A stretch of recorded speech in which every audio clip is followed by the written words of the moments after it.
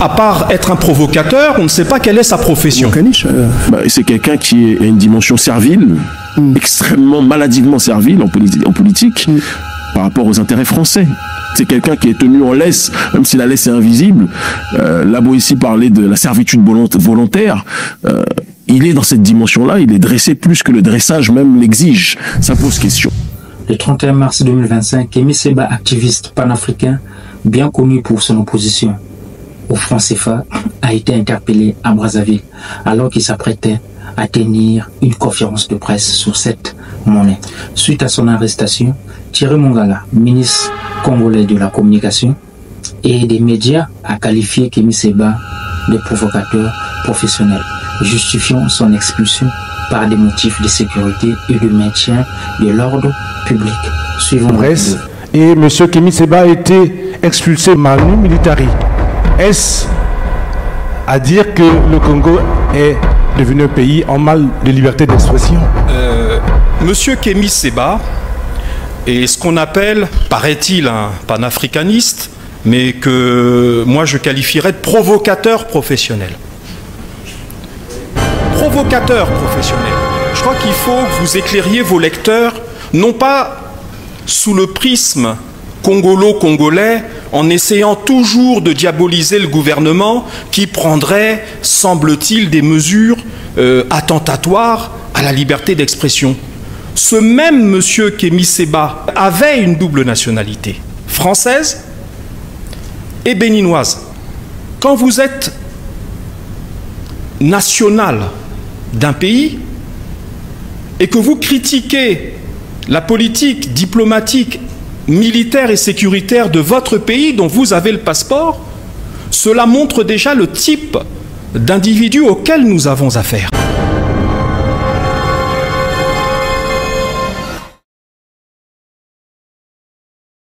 D'abord, franc CFA, provocation ou réveil des consciences.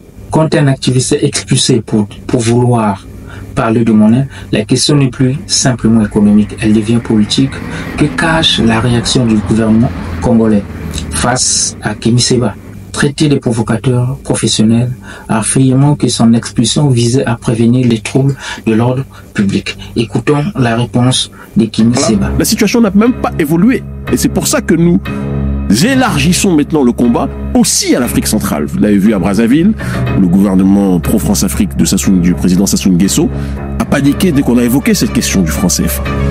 Parce que c'est une question sensible, c'est l'épine dorsale du système néocolonial tel que nous le connaissons aujourd'hui.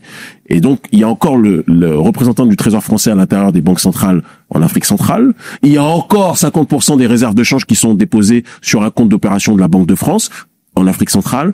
Nous allons démanteler tout ça. Et il a poussé la provocation jusqu'à brûler en public le passeport français. Il a pris son passeport français et il l'a brûlé. Voilà l'individu que vous considérez apparemment comme responsable, dont on parle. C'est ça, cet individu. Alors, quand vous parlez de un des moments qui aura marqué votre lutte, c'est en mars 2024, vous avez brûlé votre passeport français. Suivons la réponse de Kémy Séba.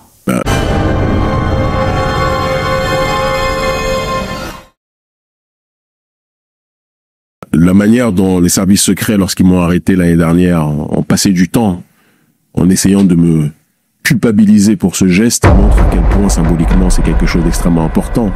La manière dont les gens réagissent un peu partout où je vais, avec mon équipe en Afrique francophone ou ailleurs, les gens qui nous disent, ces gens-là nous font chanter avec la nationalité, nous font chanter avec les visas, et vous avez le courage de montrer que vous préférez avoir une nationalité africaine qu'un passeport français, mais c'est quelque chose qui a donné de la dignité, de la fierté à des millions de gens. Et pourquoi vous avez fait ça? Mais la question, c'est pas pourquoi j'ai fait ça. La question, c'est pourquoi, quand je dénonce le néocolonialisme, le gouvernement français m'a dit que si vous ne vous tenez pas tranquille, on vous retire la nationalité. Je veux vraiment savoir. Mais je vous réponds, mon frère. Je vous réponds. Mais la réponse, faut bien l'entendre, parce que les gens pensent. Je vous entends très bien. Non, mais je m'adresse même au public. Certains pensent qu'on s'est levé un jour, qu'on a décidé de brûler. C'est pas passé comme ça. Je suis né en France. Comme le panafricanisme qui est né hors du continent, je suis né dans la diaspora. Je n'ai pas de problème contre les Français. Mais le gouvernement français a estimé que le combat que nous menons est le combat qui est responsable de sa perte d'influence en Afrique francophone. Et donc, ils ont voulu tenter de m'humilier en me donnant un courrier en disant, puisque vous continuez cette démarche-là, si vous ne changez pas, en gros, on va vous retirer la nationalité. J'ai dit, ah bon?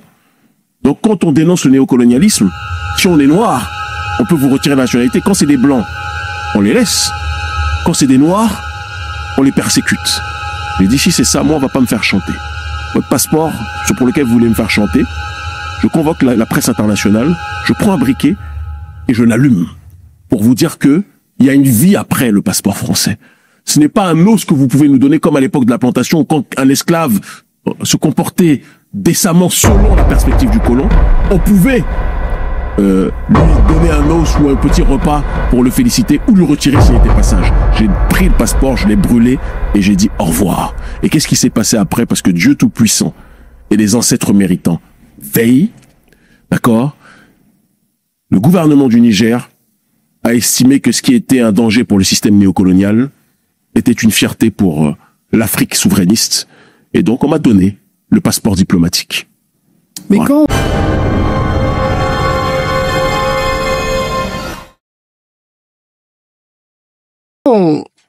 Franc CFA entre la dépendance et stabilité.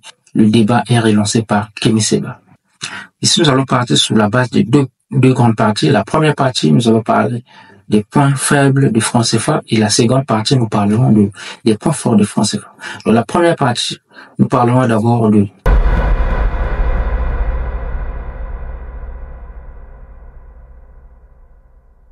la dépendance monétaire.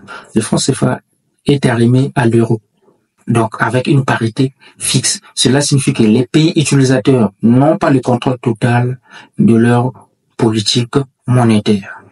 Donc comprenez que tous ces pays-là qui utilisent le franc CFA, ils n'ont pas le contrôle sur la politique monétaire. En cas de choc économique, ils ne peuvent pas ajuster leur taux d'échange pour stimuler leur économie. Je vous explique. 1 euro est égal à 655 francs CFA virgule et quelques. Cela signifie que les pays utilisateurs du franc CFA ne peuvent pas ajuster la monnaie pour faire face à une crise ou relancer leur économie. Un exemple concret. En 2014, il y a eu la chute du pétrole. Prenons le cas du Congo-Brazzaville et le Gabon. Ces deux pays-là qui dépendent fortement du pétrole. En 2014, le prix du baril de pétrole a baissé. Le prix s'est effondré. Et les revenus du coup dans ce pays-là diminuent brutalement. Mais comme la monnaie, le franc CFA, est figé par rapport à l'euro, il ne peut pas dévaluer, c'est-à-dire il ne peut pas réduire la valeur du franc CFA pour rendre le pétrole moins cher sur le marché, afin que le pétrole soit plus attractif, pour stimuler leur économie avec leur politique économique. Parce que ces deux pays-là, leur monnaie dépend de la France. Conséquence, il y a plus de chômeurs, il faut réduire les taux des ouvriers, parce que le levier économique ou le levier monétaire est contrôlé par d'autres personnes. Comment veux-tu conduire une voiture si le volant est à Paris et le moteur est chez toi? Tu vois, même pour freiner, tu dois demander la permission. En fait, c'est de ça qu'il s'agit.